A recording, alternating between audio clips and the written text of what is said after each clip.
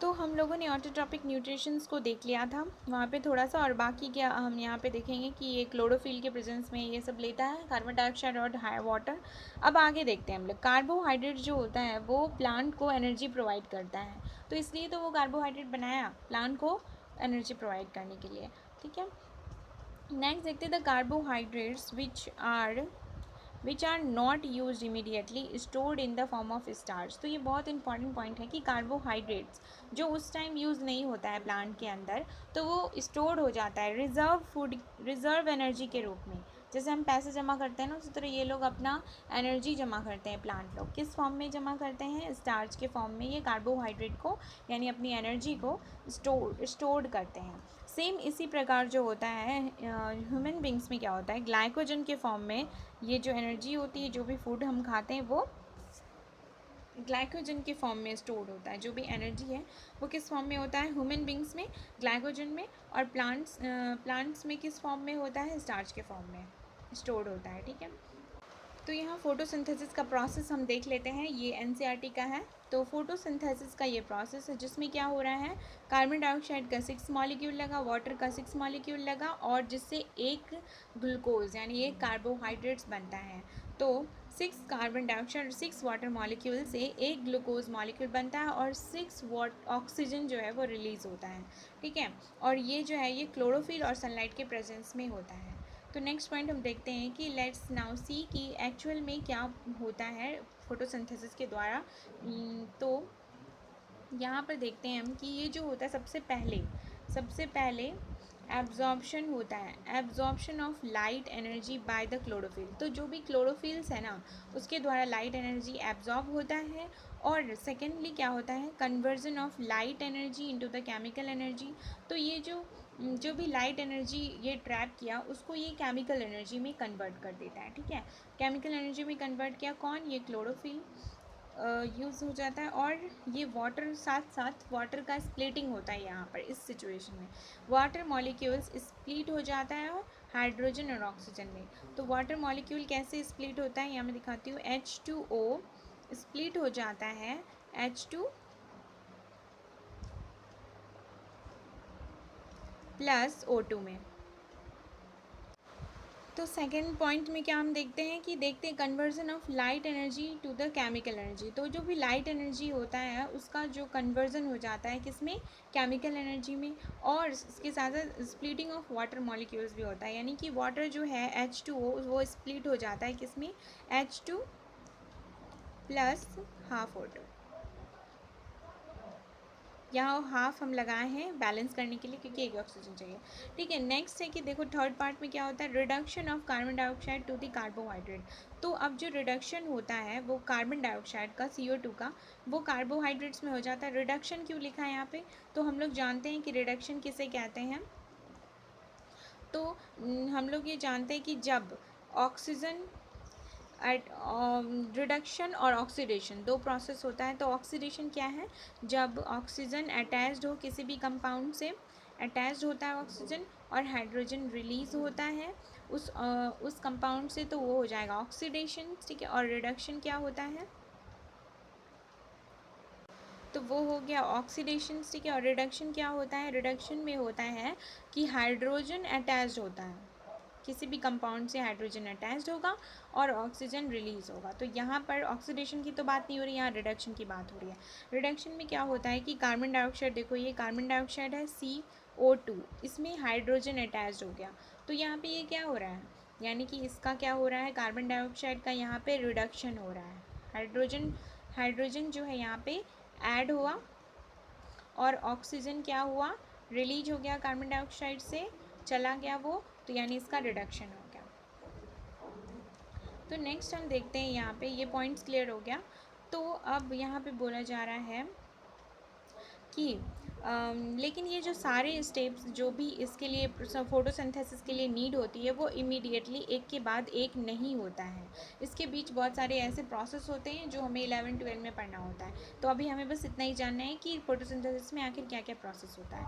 Next example यहाँ पे दिया गया हुआ है, जैसे कि डेजर्ट का जो प्लांट होता है ना, उसमें अलग ही तरह का देखा जाता है फोटोसिंथेसिस। तो उसमें एक कैम्प हम लोग बाद में पढ़ेंगे, 12 में पढ़ेंगे, CAM होता है, वो डेजर्ट वाले प्लांट्स में देखा जाता है। तो उसमें जस्ट अपोजिट होता है, उसमें अपोजिट नहीं, थोड़ा सा अलग होता है। उसमें जो है ना एनर्जी एब्जॉर्ब्ड करता है क्लोरोफिल डे टाइम में, ठीक है, और कार्बन डाइऑक्साइड जो है वो नाइट टाइम में इनटेक होता है, अपटेक होता है प्लांट के अंदर, और वो इंटरमीडिएट बनाता है। तो इसमें एक अलग प्रोसेस है, ये सब हम लोग 12 में पढ़ते हैं। नेक्स्ट हम देखते हैं कि let us see how each of components above reactions are necessary. तो और जितने भी कंपोनेंट्स यहाँ पे यूज़ हुए थे क्लोरोफिल और लाइट, वो कैसे नेसेसरी है, कैसे ज़रूरी है यहाँ के लिए, फोटोसिंथेसिस के लिए। तो हम लोग अगर क्रॉस सेक्शंस लेना, अगर हम लोग क्रॉस सेक्शन ले किसी लीफ का और उसे माइक्रोस्कोप से देखें, तो हम उसमें एक ग्रीन डॉट्स देखते हैं। ये ग्रीन डॉट्स क्या होता है, ये क्लोरोप्लास्ट्स होता है, ठीक है, ये क्लोरोप्लास्ट ही है जो क्लोरोफिल कंटेंट करता है। तो ग्रीन डॉट्स जो भी है प्लांट्स के अंदर दिख रहा है वो क्लोरोप्लास्ट है, और वो क्लोरोफिल कंटेंट करता है, ठीक है। तो अभी हम देख लेते हैं लीफ में कि कैसा होता है। तो लीफ में यहाँ पे देख लो, ये फ्लोएम जाइलम हो गया, ये वैक्सी क्यूटिकल है जो पढ़े हुए हैं हम लोग, अपर एपिडर्मिस हो गया, ये है यहाँ पे क्लोरोप्लास्ट ग्रीन डॉट्स, और इसके अंदर क्लोरोफिल है। तो जब भी सनलाइट आता है तो ये क्लोरोप्लास्ट में जो क्लोरोफिल है वो सनलाइट को क्या करता है, एब्जॉर्ब करने का काम करता है, इसलिए क्लोरोफिल बहुत इंपॉर्टेंट। और यहाँ पर हमें एक्टिविटीज़ दिया हुआ है कि जो हमें देखना है। नेक्स्ट है कि यहाँ पर हम लोग देख लेते हैं कि स्टोमाटा के बारे में दिया हुआ है। स्टोमाटा को हम लोग क्लास 9 में पढ़ चुके हैं ना, स्टोमाटा को हम लोग क्लास 9 में पढ़ चुके हैं कि स्टोमाटा क्या होता है, ठीक है। ये एक टीनी पोर्स होता है जो लीफ में प्रेजेंट होता है। तो पत्ते में जो भी टीनी पोर्स होता है, वो जो टीनी पोर्स होता है, ये क्या करता है, massive amount of gases exchange करने का काम करता है। तो ये जो स्टोमाटा होता है वो गैसेस एक्सचेंज करने का काम करता है, ठीक है। तो पोर्स फॉर द फोटोसिंथेसिस, तो ये जो है ना, जो भी लीव्स में जो स्टोमाटा होता है वो टेक प्लेस करता है।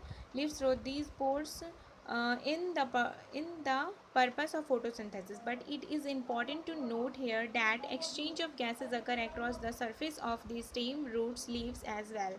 तो इसका मतलब ये हुआ, बोला जा रहा है कि यहाँ पे हमें ये भी देखना है कि सिर्फ लीफ से ही स्टोमाटा के द्वारा गैसेस का एक्सचेंज नहीं होता है, एक्सचेंज स्टेम्स, रूट और लीव्स के द्वारा भी गैसेस एक्सचेंज होता है, ठीक है। अब हमें देखना है यहाँ पे कि since the large amount of water, चूँकि इस स्टोमाटा के द्वारा जो है ना अमाउंट भी लॉस हो जाता है, वाटर का अमाउंट बहुत मात्रा में लॉस हो जाता है। तो इसलिए हम लोग जब भी स्टोमाटा को खोलते हैं तो हम लोग जब ज़रूरत पड़े तभी खोलते हैं, यानी कि प्लांट जो है वो close this pores when it does not need carbon dioxide for photosynthesis. तो प्लांट क्या करती है, इस पोर्स को बंद करके रखती है, जब उसे कार्बन डाइऑक्साइड फोटोसिंथेसिस के लिए चाहिए होता है तभी वो पोर्स को खोलती है, ठीक है। तो ये स्टोमाटा को खोलना और बंद करने का काम कौन करता है, तो स्टोमाटा में गार्ड शेल्स होता है, ये बीन शेप सेल होता है, और ये जब स्वेलअप हो जाता है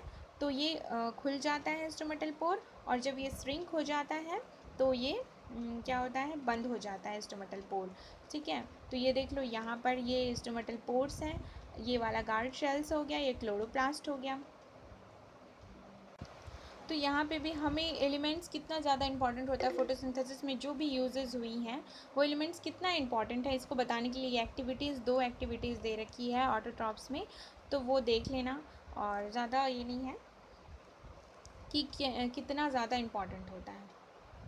तो यहाँ पे बताया जा रहा है कि सिर्फ जो भी है, जो भी ऑटोट्रॉप्स जो है एनर्जी, जो ऑटोट्रॉप्स की जो भी एनर्जी रिक्वायरमेंट्स होती है वो और दूसरे रॉ मटेरियल्स पे भी डिपेंड करती है, ठीक है। वाटर जो है, जो भी यूज होती है फोटोसिंथेसिस में, वो कहाँ से आती है, मिट्टी से आती है, जो रूट्स एब्जॉर्प्शन करके देता है हमें, और अदर मटेरियल्स की भी ज़रूरत होती है प्लांट के बिल्डिंग ब्लॉक्स के लिए। क्या क्या होता है इसमें, नाइट्रोजन होता है, फॉस्फोरस होता है, आयरन होता है, मैग्नीशियम्स होता है, ठीक है, इन सब चीज़ों की ज़रूरत होती है।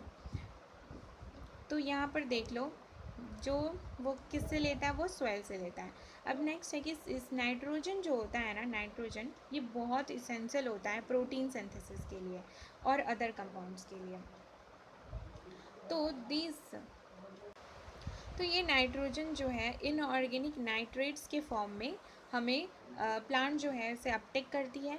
तो नाइट्रेट्स हो गया NO3- और नाइट्राइट्स क्या हो गया, NO2-। ठीक है, तो इसे वो अपटेक करती है। नेक्स्ट यहाँ पे बात हो रही है कि ठीक है कि और it is taken up as organic compounds which have been prepared by bacteria from atmospheric nitrogen. तो ये नाइट्रोजन जो है, नाइट्राइट्स और नाइट्रेट्स जो है वो ऑर्गेनिक कंपाउंड्स के रूप में प्लांट्स लेती हैं। ठीक है, जो बैक्टीरिया द्वारा बनाया जाता है एटमॉस्फेरिक नाइट्रोजन से। तो एटमॉस्फेयर में जो भी हमारे एयर्स में नाइट्रोजन होता है उसे वो बैक्टीरिया बनाती हैं। ठीक है, तो नेक्स्ट सेशन में हम लोग हेटेरोट्रॉपिक न्यूट्रिशंस देखेंगे।